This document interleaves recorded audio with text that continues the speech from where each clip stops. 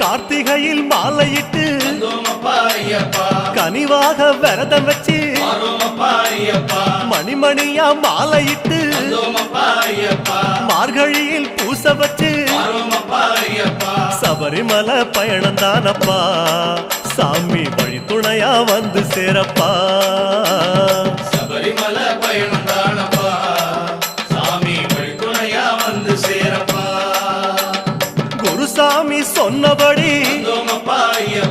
கூடி நல்ல விரதம் வச்சு கருப்பசாமி பொண்ண நினைச்சு காலமால பூச வச்சு காந்தமல ஜோதியானவா